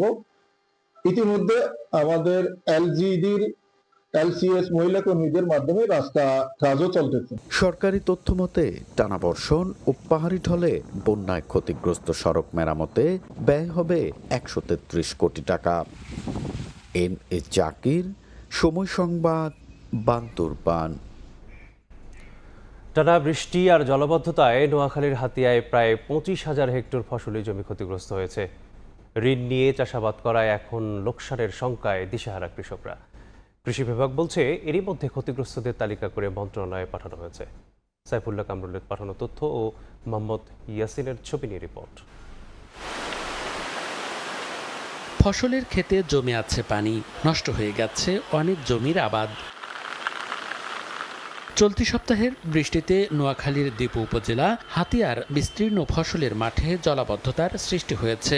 ক্ষতিগ্রস্ত হয় সবজি, মরিচ, ফল, পান, ধানসহ প্রায় 25,000 হেক্টর জমির ফসল। কৃষক বলছেন ঋণ নিয়ে চাষাবাদ করায় এখন লোকসানের আশঙ্কা করছেন তারা। এমনকি মাঠ পর্যায়ে ক্ষতিগ্রস্তরা কৃষি কর্মকর্তাদের সহযোগিতা না পাওয়ারও অভিযোগ করেছেন। আমি 3 কাঠা জমিনে 15 কেজি ধান ফেলাইছি, ফেলাইবার পরে বীজটা নষ্ট হয়ে গেছে। বীজ ফেলাইছি, বীজ পানির তলে রয়ে গেছে। আমি যে নতুন করে আবার কিছু করবো, আমার কাছে কিছুই নেই। যে আমাদের এলাকাতে কৃষি অফিসার আছে, উনিও আসি দেখে নাই। এখন তো কোনো বীজ নেই, আবার ফুল লাগামো ওই সমুদ্রও নাই। কৃষি বিভাগ বলছে এরই মধ্যে ক্ষতিগ্রস্তদের তালিকা করে মন্ত্রণালয়ে পাঠানো হয়েছে। প্রাথমিক একটা ক্ষয়ক্ষতির রিপোর্ট প্রেরণ করেছি, পরবর্তীতে আমরা একটা ঊর্ধ্বতন কর্তৃপক্ষের কাছে চূড়ান্ত প্রতিবেদন প্রেরণ করেছি। এই প্রতিবেদনের প্রেক্ষিতে ভবিষ্যতে হয়তো প্রণোদনার কোনো কার্যক্রম আসলে সেটার মাধ্যমে কৃষকদেরকে পুনর্বাসিত করা হবে। কৃষি বিভাগের তথ্য মতে বৃষ্টিতে হাতিয়ায় অন্তত 30 কোটি টাকার বেশি ফসলের ক্ষতি হয়েছে। সময় সংবাদ, নোয়াখালী। নোয়াখালীর বিচ্ছিন্ন দ্বীপ উপজেলা হাতিয়ার অস্বাভাবিক জোয়ারের চাপে প্রায়ই ধসে পড়েছে বাঁধ। প্লাবিত হয় গ্রামের পর গ্রাম। ফসলি জমিও মাছের ঘেরসহ সহায় সম্বল হারিয়ে নিঃস্ব হয়ে পড়েন হাজারো বাসিন্দা। দুর্গত এলাকার মানুষের দাবি, দিনের পর দিন আশ্বাসেই বন্দী থাকে বাঁধ সংস্কারের কাজ। স্থায়ী বেড়িবাঁধ নির্মাণের দাবি তোয়াক্কা করছে না প্রশাসন। সাইফুল্লাহ কামরুলের তথ্য ও মোহাম্মদ ইয়াসিনের ছবিতে রিপোর্ট। তিন পাশে মেঘনা নদী আর এক পাশে বঙ্গোপসাগর, মাঝখানে দেশের দক্ষিণের বিচ্ছিন্ন দ্বীপ উপজেলা নোয়াখালীর হাতিয়া। দ্বীপটির চারপাশে 109 কিলোমিটার বেড়িবাঁধ রয়েছে। প্রতি বছরই জোয়ারের পানিতে ধসে পড়ছে বিভিন্ন এলাকার বাঁধ। লোকালয়ে পানি প্রবেশ করে ভেসে যাচ্ছে ঘরের আসবাবপত্র, ফসলি জমি, মাছের ঘের। আমাদের এখানে আরো অনেক লোকজন ছিল, অনেক বাড়িঘর ছিল, সবাই ভাঙে চলে গেছে। প্রতিবারই বেড়ি হচ্ছে, কিন্তু বেড়িগুলো টেকসই না। এই বেড়িবাঁধটা কিছুদিন আগে এইভাবে হয়ে যাওয়ার কারণে আমাদের স্টুডেন্টসরা স্কুলে আসতে যথারীতি বিড়ম্বনার শিকার হচ্ছে। উপজেলার 11টি ইউনিয়নের প্রায় 20টি পয়েন্টের বাঁধ রয়েছে ঝুঁকিতে। একটু অস্বাভাবিক জোয়ারেই আতঙ্কে থাকেন এখানকার মানুষ। একের পর এক সরকার বদল হলেও ভাগ্য বদলায়নি দুর্গত এলাকার বাসিন্দাদের। এটা যদি না রক্ষা করা যায় তাহলে অনেক ধরনের ক্ষতি হতে পারে। টিকসই বেড়িবাঁধ আর অথবা বলক বাঁধ চাই। প্রত্যেক বছর বেড়ি বাঁধে, এইবারে মনে চাইবার বাইছে, এই বাঁধায় তো কোনো লাভ হইতেছে না। স্থায়ী ব্লক বাঁধের দরকার এই এলাকাকে টিকানোর জন্য। বরাবরের মতোই ধসে যাওয়া বেড়িবাঁধগুলো সংস্কারের গতানুগতিক আশ্বাস দিল পানি উন্নয়ন বোর্ড। স্থায়ী ব্লক বাঁধের জন্য ব্লক দিয়ে প্রোটেকশন এবং বাঁধের স্লোপ প্রোটেকশনের জন্য আমরা একটা ডিপিপি প্রস্তুত করেছি। কিছু টেকনিক্যাল রিপোর্ট বাকি আছে, এই টেকনিক্যাল রিপোর্ট হাতে পাওয়া মাত্র আমরা এটা বোর্ডে দাখিল করি। প্রায় 2100 বর্গ কিলোমিটার আয়তনের এই দ্বীপে 7.5 লাখ মানুষের বসবাস। সময় সংবাদ, নোয়াখালী। কিশোরগঞ্জের ভৈরব অংশে নামমাত্র ইজারা নিয়ে ব্রাহ্মণবাড়িয়ার আশুগঞ্জ অংশে দিনে রাতে অর্ধশতাধিক ড্রেজার দিয়ে অবৈধভাবে বালু উত্তোলন করায় ভাঙনের কবলে 100 বছর আগে মেঘনার বুকে জেগে ওঠা চর সোনারাম গ্রাম। ঝুঁকিতে রয়েছে আশুগঞ্জ বিদ্যুৎ কেন্দ্রের জাতীয় গ্রিড লাইনের টাওয়ারও। অবৈধ বালু উত্তোলন বন্ধের দাবি স্থানীয় বাসিন্দাদের। দ্রুত পদক্ষেপ নেওয়ার আশ্বাস জেলা প্রশাসনের। হৃদয়পালের ক্যামেরায় ব্রাহ্মণবাড়িয়া থেকে উজ্জ্বল চক্রবর্তী রিপোর্ট। কিশোরগঞ্জের ভৈরবের অংশে ইজারা নামে এভাবেই অর্ধশতাধিক ড্রেজার দিয়ে ব্রাহ্মণবাড়িয়ার আশুগঞ্জ অংশে মেঘনা নদী থেকে অবৈধভাবে বালু উত্তোলন করা হচ্ছে। এতে মেঘনার বুকে জেগে ওঠা শত বছরের পুরাতন চর সোনারামপুর গ্রামটি ঝুঁকিতে পড়েছে। আতঙ্কে রাত কাটাচ্ছেন বাসিন্দারা। চরটি রক্ষায় তারা মানববন্ধন, বিক্ষোভ মিছিল এবং মহাসড়ক অবরোধ সহ নানা কর্মসূচি পালন করে আসছেন। এদিকে মেঘনার মাঝ নদী থেকে ক্রমাগত বালু উত্তোলনের কারণে ঝুঁকিতে পড়েছে আশুগঞ্জ বিদ্যুৎ কেন্দ্রের জাতীয় গ্রিড লাইনের বৈদ্যুতিক টাওয়ার, পাশের একাধিক কেপিআই বিদ্যুৎ কেন্দ্র, মেঘনা নদীর উপরে থাকা দুটি রেল সেতু এবং একটি সড়ক সেতু। মানুষ ঘুমা তখন কাছে আয়া কাটে, যখন ফর্সা হয়ে জায়গা তখন দূরে জায়গা। যেভাবে কাটতেছে না, যদি খালি মানুষজন পানি একটু বাড়ে তাহলে এটা বাইঙ্গা শুতে ব্রিজের বাড়ি সব ঘর বাড়ি দেবো গা। প্রায় 10টি ড্রেজার জব্দ করেছিলাম, সেই 10টি ড্রেজার থেকে একটি ড্রেজার তারা ছিনিয়ে নিয়ে যায়। এর প্রেক্ষিতে কিন্তু আমরা পরবর্তীতে তাদের বিরুদ্ধে মামলা করেছি এবং মামলাটা চলমান রয়েছে এবং বর্তমানে সেই মামলার চার্জশিটও দাখিল করা হয়েছে। বালু সন্ত্রাসীদের বিরুদ্ধে ব্যবস্থা নেওয়ার হুঁশিয়ারি দিয়েছেন সংসদ সদস্য ও জেলা বিএনপির শীর্ষ নেতা। আর জেলা প্রশাসক জানান তাদের বিরুদ্ধে অভিযান চালানো হবে। আশুগঞ্জের বালু সিন্ডিকেট, আমাদের এই তিতাসের পূর্বাঞ্চলের সিন্ডিকেট, আলাউদ্দিনের জমি লুটপাটের সিন্ডিকেট, এক সিন্ডিকেট। প্রশাসনের লোকও কিছু লোক তাদের সাথে জড়িত আছে এবং এই ব্যাপারে আমি ডিসিকে বলেছি ব্যবস্থা নেওয়ার জন্য। আমরা শীঘ্রই অভিযান চালাবো যৌথভাবে, নৌ পুলিশকে নিয়ে এবং কিশোরগঞ্জ জেলা, ব্রাহ্মণবাড়িয়া জেলা মিলে। অবৈধ এই বালু মহলটি থেকে দৈনিক অন্তত কোটি টাকার বালু উত্তোলন করা হচ্ছে। মেঘনার বক্ষ থেকে ড্রেজারের মাধ্যমে অনবরত বালু উত্তোলনের কারণে ঝুঁকিতে রয়েছে চর সোনারামপুর গ্রামের 6 থেকে 7,000 বাসিন্দা। সেই সাথে ঝুঁকিতে রয়েছে জাতীয় বৈদ্যুতিক গ্রিড লাইনের বৈদ্যুতিক টাওয়ারটিও, এমনটি মনে করছেন গ্রামের বাসিন্দারা। উজ্জ্বল চক্রবর্তী, সময় সংবাদ, ব্রাহ্মণবাড়িয়া। পিলারের নিচ থেকে সরে গেছে মাটি দেখে মনে হতে পারে পরিত্যক্ত কোনো সেতু, তবে জরাজীর্ণ সেতু দিয়েই জীবনের ঝুঁকি নিয়ে চলাচল করছে রাঙামাটির লংগদু উপজেলার গাউসুর সহ কয়েকটি ইউনিয়নের বাসিন্দারা। যে কোনো সময় সেতু ধসে ঘটতে পারে বড় ধরনের দুর্ঘটনা। তবে অনুমোদন পাওয়া নতুন সেতু নির্মাণের কাজ চলতি বছরে শুরু হবে জানালো এলজিইডি। হেফাজত সবুজের তথ্য এবং রাজীব দাস মন্ডার ছবি নিয়ে রিপোর্ট। মাঝের পিলার ভেঙে একটি মাত্র রডের সাহায্যে ঝুলে আছে সেতু। অনেক জায়গায় গোড়া থেকে সরে গেছে মাটি, দুপাশের রেলিংয়েও একই অবস্থা। রাঙামাটির লংগদু উপজেলার গাউসুর সেতু দিয়ে গুলশাখালী, বগাচত্বর, ভাসান্নদম ও বাঘাইছড়ি উপজেলার আমতলী ইউনিয়নের মানুষের চলাচলের একমাত্র ভরসা এই সেতু। সামান্য মোটরসাইকেল চলাচল করলেই দুলতে থাকে সেতুটি। তবু এই জরাজীর্ণ সেতু দিয়ে জীবনের ঝুঁকি নিয়ে 1 দশকেরও বেশি সময় ধরে চলাচল করছেন স্থানীয়রা। যে কোনো মুহূর্তেই সেতুটি ধসে ঘটতে পারে বড় ধরনের দুর্ঘটনা। জিনিসটা তো আসার সঙ্গে সঙ্গে একটা আর কি নিজের শরীরের ভিতরে একটা আতঙ্ক সৃষ্টি হয় যে ব্রিজটা কি হয়তো ভাঙা পড়বো। এখান দিয়ে যাত্রী চলাচল করে না। আমাদের আগে ভাড়া মারতাম 1000 থেকে 1200 টাকা, এখন ভাড়া মারতে পারি না, আমাদের ভাড়া কমে গেছে। এই ব্রিজটা যদি ভেঙে যায় তাহলে আমাদের কি সকল কার্যকলাপ বন্ধ হয়ে যাবে। এরই মধ্যে নতুন সেতু নির্মাণের অনুমোদন দেয়া হয়েছে জানিয়েছে এলজিইডির নির্বাহী প্রকৌশলী। এবছরের মধ্যেই কাজ শুরুর আশ্বাস তার। ব্রিজটা অনুমোদন পেয়েছি, আমরা টেন্ডারে অলরেডি চলে গিয়েছি। এটা আমরা কাজটা এই বছরই বাস্তবায়ন হবে, শুরু হবে ইনশাআল্লাহ। এলজিইডির তথ্য মতে 2002 সালে 70 মিটার দৈর্ঘ্যের এই সেতুটি নির্মাণ করা হয়। সময় সংবাদ, রাঙামাটি। দখল দূষণে অস্তিত্ব সংকটে লক্ষ্মীপুরের রহমতখালী খাল। অবৈধ স্থাপনা নির্মাণ করে খালটির দুপাশ দখল করেছে প্রভাবশালীরা। বন্ধ হয়ে পড়েছে পানি প্রবাহ। পানি উন্নয়ন বোর্ড বলছে খালটি সংস্কারের উদ্যোগ নেওয়া হয়েছে, আর জেলা প্রশাসন বলছে শিগগিরই দখলদারদের উচ্ছেদ করা হবে। আহাদুল ইসলাম আকাশের ছবিতে মাজহারুল আনোয়ার টিপুর রিপোর্ট। এক সময়ের খরস্রোতা রহমতখালী খাল এখন কচুরিপানা আর ময়লা আবর্জনায় ঠাসা। পচা দুর্গন্ধে নষ্ট হচ্ছে পরিবেশ, চলছে দখলের প্রতিযোগিতাও। লক্ষ্মীপুরের চন্দ্রগঞ্জ, মান্দারি, জকসিন ও পৌর শহরের বাজার এলাকার উপর দিয়ে বহমান রহমতখালী খাল। এই খাল দিয়ে ভোলা, বরিশাল সহ দেশের বিভিন্ন অঞ্চল থেকে পণ্য নিয়ে বড় বড় নৌকায় আসা যাওয়া করতেন ব্যবসায়ীরা। স্থানীয়রা বলছেন এক শ্রেণীর প্রভাবশালীদের দখল এবং দূষণের কবলে পড়ে রহমতখালী খালটি এখন প্রায় মৃত। বাজারের বর্জ্য আর বাসাবাড়ির ময়লা আবর্জনা ফেলা হচ্ছে এখানে।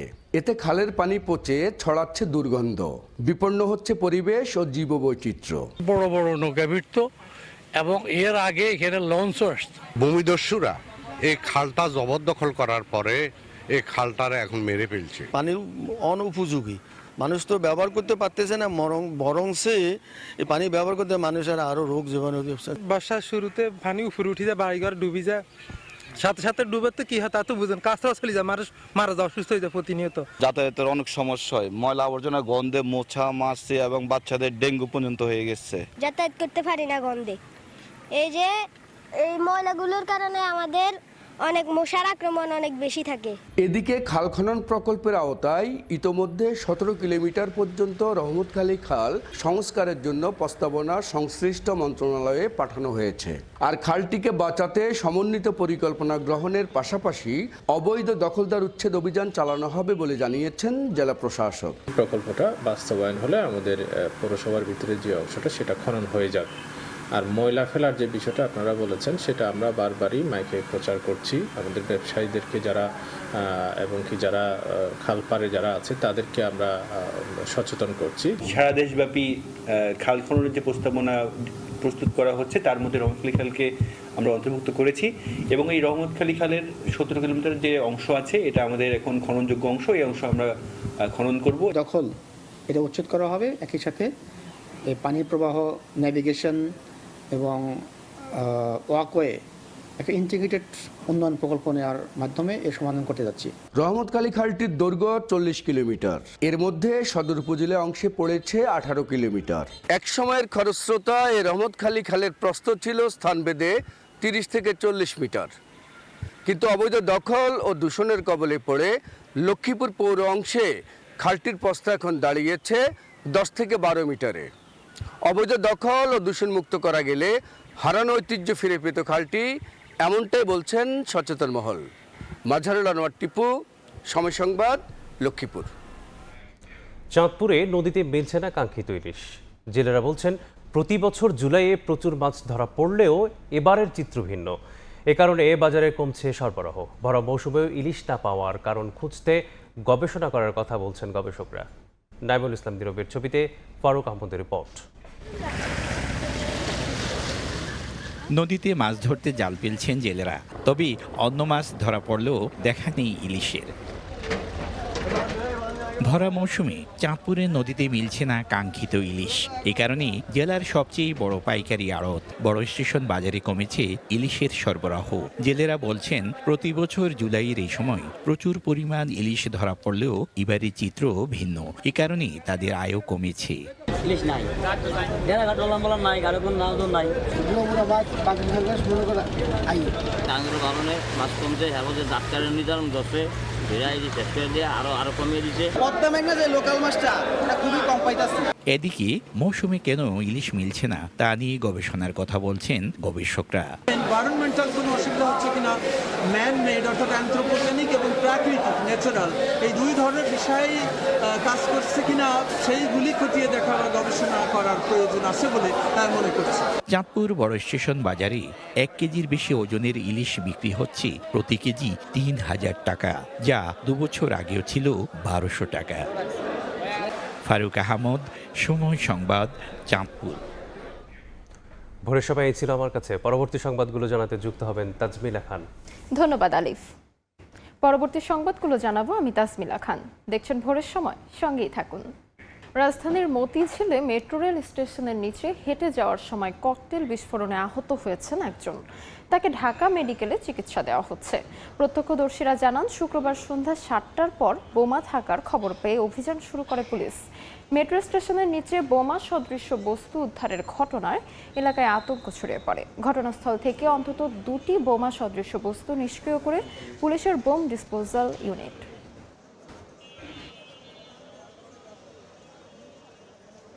বলতেছে এখানে বোম পাওয়া গেছে, সতর্ক থাকেন।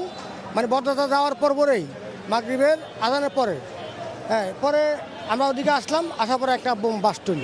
একটা বাস্ট পাওয়ার পরে তার দিয়ে আরেকটা বাস্ট করছি। ওই জিনিসটা বিকট আওয়াজ হয়েছে, অনেক কালো ধুমায় সব ভরপুর হয়ে গেছে। সড়ক দুর্ঘটনার খবর পেয়ে দায়িত্ব পালনে ছুটে যায় পুলিশের একটি দল।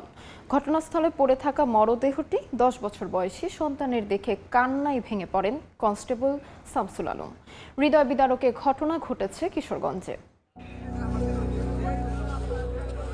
সড়ক দুর্ঘটনার খবর পেয়ে দায়িত্ব পালনে ঘটনাস্থলে ছুটে যান পুলিশ সদস্যরা। উদ্ধারের সময় কান্নায় ভেঙে পড়েন কনস্টেবল শামসুল আলম। পড়ে থাকা মরদেহটি যে তারই 10 বছর বয়সী সন্তানের। শুক্রবার কিশোরগঞ্জ শহরে সাইকেল চালিয়ে বন্ধুর বাড়ি যাচ্ছিল 4র্থ শ্রেণীর শিক্ষার্থী তুহিন। বিদ্যালয়ের সামনের সড়কে একটি ট্রাক চাপা দিলে ঘটনাস্থলে মারা যায় সে। সিমেন্ট বোঝাই ট্রাকটি জব্দ করে পুলিশ, তবে পালিয়ে যান চালক।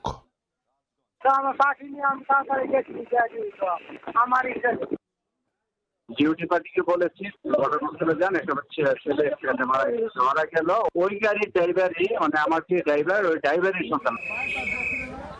এছাড়া বেলা 11টার দিকে পাকুন্দিয়া উপজেলার ঢাকা কিশোরগঞ্জ মহাসড়কে বাস মাইক্রোবাসের মুখোমুখি সংঘর্ষে নিহত হন আরও একজন, আহত হন অন্তত 6 জন। সময় সংবাদ, কিশোরগঞ্জ। রাজশাহীর হরিয়ানে প্রতিপক্ষের ছুরিকাঘাতে গৃহবধূর মৃত্যু হয়েছে। অভিযুক্তের বাড়িতে আগুন দিয়েছেন বিক্ষুব্ধরা। এলাকাবাসী জানান, পরশের সঙ্গে জমি নিয়ে ফরিদার পরিবারের চলছিল বিরোধ। এ নিয়ে শুক্রবার রাতে দুপক্ষের মারামারি হয়। সে সময় ফরিদার গলায় ছুরি দিয়ে আঘাতের অভিযোগ ওঠে পরশের বিরুদ্ধে। অতিরিক্ত রক্তক্ষরণে অচেতন হয়ে পড়েন ফরিদা। উদ্ধার করে হাসপাতালে নেওয়া হলে ফরিদাকে মৃত ঘোষণা করেন জরুরি বিভাগের চিকিৎসক। কক্সবাজার সমুদ্র সৈকতে বেড়াতে গিয়ে ডুবে যান বাবা ছেলে। পরে ছেলেকে জীবিত উদ্ধার করা সম্ভব হলেও এখনও খোঁজ মেলেনি বাবার। শুক্রবার সন্ধ্যায় কলাতলী পয়েন্ট সংলগ্ন মডার্ন হ্যাচারির সামনে এ ঘটনা ঘটে। জেলা প্রশাসন নিয়োজিত বিচরকর্মীদের ইনচার্জ জানান, 2 পর্যটক সমুদ্রে তলিয়ে গেলে একজনকে জীবিত উদ্ধার করেন স্থানীয়রা। নিখোঁজ হেলাল উদ্দিনকে উদ্ধারে শুরু হয় সমন্বিত তৎপরতা। ওই 2 পর্যটক ছিলেন লাইফ গার্ড সেবার নির্ধারিত এলাকার বাইরে। ফরিদপুরের ইতালিতে পাঠানোর কথা বলে অর্থ আত্মসাতের অভিযোগে মহাসড়ক অবরোধ করে বিক্ষোভ হয়েছে। শুক্রবার বিকেলে নগরকান্দায় ফরিদপুর বরিশাল মহাসড়কে বিক্ষোভ করেন ভুক্তভোগীরা। তাদের অভিযোগ, ইতালিতে পাঠানোর আশ্বাস দিয়ে অনেক মানুষের কাছ থেকে টাকা নেন কৃষ্ণনগর গ্রামের মুরাদ ব্যাপারী। যদিও কাউকেই বিদেশে পাঠাতে পারেনি অভিযুক্ত। বিক্ষোভের কারণে মহাসড়কে ব্যাহত হয় যান চলাচল। খবর পেয়ে পুলিশ গিয়ে নিয়ন্ত্রণে আনে পরিস্থিতি। জানায়, লিখিত অভিযোগ পেলে তদন্ত করে নেওয়া হবে আইনগত ব্যবস্থা। আগের সরকারের আমলে বেড়িবাঁধ নির্মাণে সংঘটিত অনিয়ম ও দুর্নীতির তদন্ত করা হবে বলে জানিয়েছেন মৎস্য প্রাণী সম্পদ প্রতিমন্ত্রী সুলতান সালাউদ্দিন টুকু। শুক্রবার বিকেলে যমুনা নদীর ভাঙনে ক্ষতিগ্রস্ত টাঙ্গাইলের ভুয়াপুর তারাকান্দি সড়ক পরিদর্শনকালে একথা জানান তিনি। ভুয়াপুর থেকে টাঙ্গাইল হয়ে মানিকগঞ্জ পর্যন্ত একটি বেড়িবাঁধ এই পাশে যাতে আর ভাঙ্গন না হয় এবং পরিকল্পনা করে নদীর নাব্যতা যাতে নষ্ট না হয়। যখনই নদীর নাব্যতা নষ্ট হয় তখনই নদীর ভাঙ্গন বিভিন্ন দিকে চলে যায়। সেই জন্য নদীর নাব্যতা যাতে ধরে রাখা যায় সেই জন্য কিন্তু ইতিমধ্যেই খাল খনন কর্মসূচি এবং নদী খনন কর্মসূচি মাননীয় প্রধানমন্ত্রী দেশনায়ক তারেক রহমান গ্রহণ করেছেন। প্রাথমিকে খেলাধুলা এবং 6ষ্ঠ শ্রেণী থেকে আনন্দময় পরিবেশে শিক্ষা কার্যক্রম শুরু করতে হবে বলে মন্তব্য করেছেন শিক্ষামন্ত্রী আনম এহসানুল হক মিলন। শুক্রবার বিকেলে চাঁদপুরের কচুয়া মনোহরপুর উচ্চ বিদ্যালয় মাঠে শিক্ষক সমাবেশ ও মতবিনিময় সভায় তিনি একথা বলেন। কারিগরি শিক্ষা, জীবনমুখী শিক্ষা, এটাকে আমরা গুরুত্ব দিয়ে সেখানে নতুন বই দিচ্ছি। অর্থাৎ 2027 সালে জানুয়ারিতে, অর্থাৎ 2026 ডিসেম্বরের ভিতরে আমরা সারা বাংলাদেশে 31 কোটি বই বিতরণ করব। কোনো পলিটিক্যালাইজেশন থাকবে না এবং কোনো রকম ইতিহাসকে বিকৃত করা চলবে না। ফরিদপুরে উল্টো রথ টানার মধ্য দিয়ে সম্পন্ন হলো 9 দিন ব্যাপী সনাতন ধর্মাবলম্বীদের অন্যতম ধর্মীয় অনুষ্ঠান শ্রী শ্রী জগন্নাথ দেবের রথযাত্রা উৎসব। শুক্রবার দুপুরে শহরের ব্রাহ্মণকান্দা আশ্রম থেকে উল্টো রথযাত্রা বের করা হয়। উদ্বোধন করেন সদর আসনের সংসদ সদস্য চৌধুরী নায়াব ইউসুফ। অপরদিকে শহরের গৌরগোপাল আঙ্গিনা থেকে আরেকটি উল্টো রথযাত্রা বের করা হয়। রথযাত্রাটি গুরুত্বপূর্ণ সড়ক প্রদক্ষিণ শেষে শ্রীধাম শ্রী অঙ্গন হয়ে গৌরগোপাল আঙ্গিনায় এসে শেষ হয়। ঠাকুরগাঁয়ে অনুষ্ঠিত হয়েছে উল্টো রথযাত্রা। এতে অংশ নেন কয়েক হাজার হিন্দু সম্প্রদায়ের মানুষ ও ইসকন ভক্তরা। এছাড়াও নেত্রকোনা সহ বিভিন্ন দেশের বিভিন্ন জেলায় ভগবান শ্রী শ্রী জগন্নাথ দেবের উল্টো রথযাত্রা অনুষ্ঠিত হয়েছে।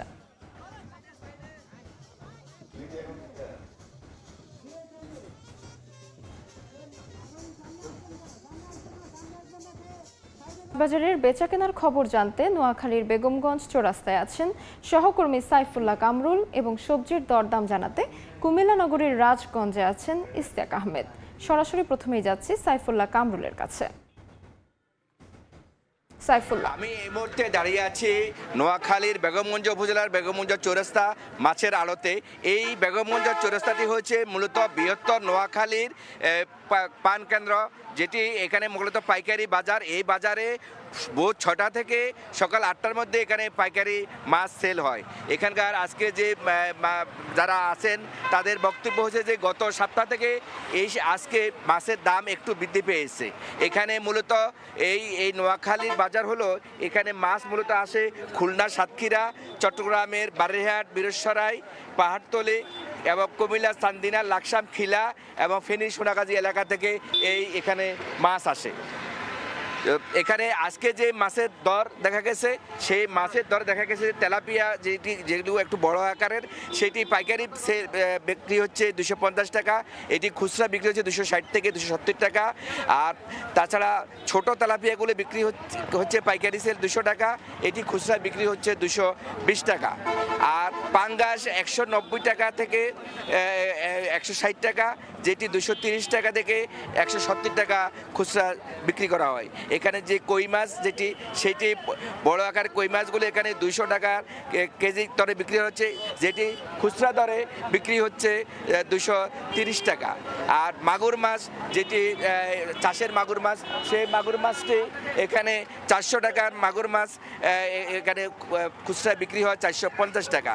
এছাড়া আছে রুই, যেটি বড় আকারের, সেটি 320 টাকা, এখানে খুচরা বিক্রি হয় 350 টাকা। পাঙ্গাস, যেটি একটু বড় আকারের, সেটি 400 টাকা, আর একটু মাঝারো আকারে সেটি 350 টাকা, এটি বিক্রি হয় 420 থেকে 380 টাকা। এছাড়া আছে মিরকা, যেটি 250 টাকা পাইকারি দরে বিক্রি হয়, যেটি খুচরা বিক্রি হয় 270 থেকে 280 টাকা। এছাড়া আছে চিটাগাংয়ের লইট্টা মাছ, এখানে 170 টাকা পাইকারি সেল হলো, খুচরা বিক্রি করা হয় 200 টাকার করে। এছাড়া আছে এখানে গাছলাপ 350 টাকা। এই হচ্ছিল নোয়াখালীর বেগমগঞ্জ চৌরাস্তার মাছের মোটামুটি সর্বশেষ তথ্য। আমরা এখন কুমিল্লাতে যাচ্ছি, সেখানে আমাদের সহকর্মী ইশতিয়াক থেকে আমরা সেখানে সবজির বাজারের তথ্য জানবো।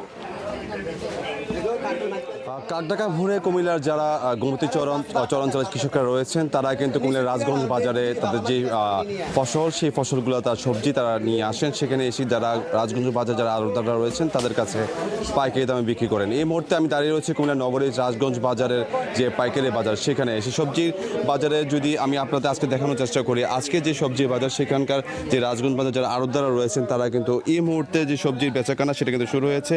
এবং এখানকার যে আড়তদাররা রয়েছে তাদের কাছ থেকে কিন্তু যারা খুচরা ব্যবসায়ীরা রয়েছে, বিশেষ করে কুমিল্লা নগরীর রাজগঞ্জ, চকবাজার, নিউ মার্কেট এবং যে অন্যান্য যে বাজারগুলো রয়েছে, যারা খুচরা ব্যবসায়ীরা রয়েছে তারা এখান থেকে তাদের সবজি কিন্তু ক্রয় করে থাকেন। আজকের বাজারে কিন্তু এই মুহূর্তে আমরা দেখছি যে এই বাজারটি থেকে সব ধরনের সবজি কিন্তু এই মুহূর্তে আমরা এখানে দেখছি, সেখানে বেচাকেনা হচ্ছে। আজকের বাজারে আলুর দাম কিন্তু পাইকারি বিক্রি হচ্ছে 20 টাকা কেজি দরে, টমেটো বিক্রি করা হচ্ছে 100 টাকা কেজি দরে, লাউ বিক্রি করা হচ্ছে 80 থেকে 90 টাকা, কুমড়া বিক্রি করা হচ্ছে প্রতি পিস 80 থেকে 90 টাকা। এছাড়া সসিন্দা বিক্রি করা হচ্ছে 50 টাকা কেজি ধরে, পটল বিক্রি করা হচ্ছে 50 টাকা কেজি ধরে, ঢেঁড়স বিক্রি করা হচ্ছে 80 টাকা কেজি ধরে এবং পেঁপে বিক্রি করা হচ্ছে 25 থেকে 28 টাকা কেজি ধরে। এছাড়া বেগুন বিক্রি করা হচ্ছে 100 টাকা কেজি ধরে, শসা বিক্রি করা হচ্ছে 60 থেকে 65 টাকা কেজি ধরে এবং করলা সেটি বিক্রি করা হচ্ছে 100 থেকে 110 টাকা কেজি ধরে। তাছাড়া কাঁকরোল যে সবজি রয়েছে সেটি বিক্রি করা হচ্ছে 90 থেকে 100 টাকা পাইকারি দরে। এছাড়া যারা খুচরা ব্যবসায়ী রয়েছেন তারা সেই সব সবজি পাইকারি বাজার থেকে ক্রয় করে নিয়ে তাদের যে স্থানীয় যে খুচরা বাজারগুলো রয়েছে সেখানে 20 থেকে 30 টাকা বেশি দামে তারা বিক্রি করছে। তবে এখানকার যারা পাইকারি ক্রেতারা রয়েছেন তারা যেটা বলছেন যে গত এক সপ্তাহ তুলনায় আজকের যে সবজি বাজার সেটি কিন্তু তুলনামূলক অনেকটাই ঊর্ধ্বগতি। কারণ রয়েছে যে যেটা বলা যায় যে গত কয়েকদিনের টানা বর্ষণের কারণে এবং বিশেষ করে উজানের যে পাহাড়ি ঢল নেমে আসার কারণে কুমিল্লা গোমতীর যে চরাঞ্চলে যে ফসলি জমি সেটি কিন্তু অনেকটা তলিয়ে গিয়েছে এবং আমরা জানতে পেরেছি গত কয়েকদিনে প্রায় 6 হেক্টর ফসলি জমি গোমতী চরাঞ্চলের তলিয়ে যায়, যার কারণে কিন্তু সবজির দামটা বেড়েছে বলে তারা দাবি করছেন। তো এই ছিল আমার কাছে সর্বশেষ কুমিল্লা রাজগঞ্জ বাজারের সবজি বাজার থেকে। নোয়াখালী ও কুমিল্লা থেকে সরাসরি যুক্ত ছিলাম। বৃক্ষরোপণে সাজাই দেশ, সবার আগে বাংলাদেশ প্রতিপাদ্যকে সামনে রেখে মাদারীপুরে 7 দিন ব্যাপী বৃক্ষমেলা শুরু হয়েছে। শুক্রবার সকালে শহরের স্বাধীনতা অঙ্গনে মেলার উদ্বোধন করেন স্থানীয় সংসদ সদস্য জাহানদার আলী মিয়া। মেলায় ফলদ, বনজ ও ঔষধি সহ দেশি বিদেশি গাছ স্থান পেয়েছে। পছন্দের গাছ সুলভ মূল্যে কিনতে পেরে খুশি ক্রেতারা। জেলা প্রশাসন ও বন বিভাগের আয়োজনে প্রতিদিন সকাল 9টা থেকে রাত 9টা পর্যন্ত 30 জুলাই পর্যন্ত এই মেলা চলবে।